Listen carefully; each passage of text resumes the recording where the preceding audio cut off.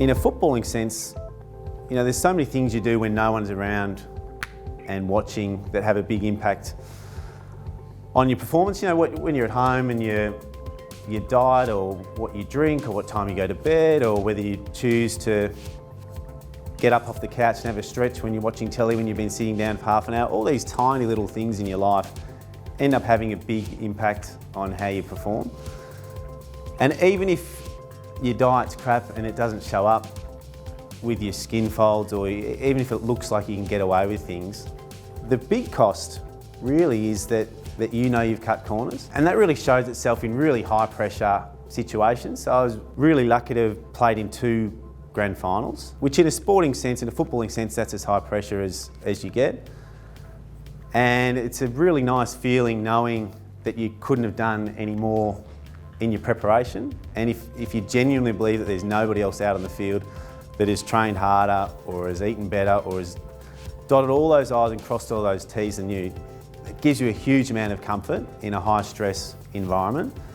And when you are in grand final and you're 100,000 people there and millions watching, and trying to fill a dream that you and people you care about have dreamed of since the age of 3 or 4,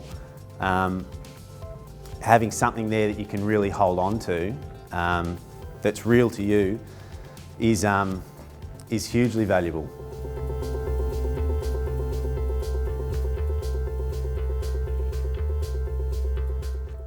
When I was playing, particularly here, I was just like, we need to train more. Players need to be more driven, train more, do more.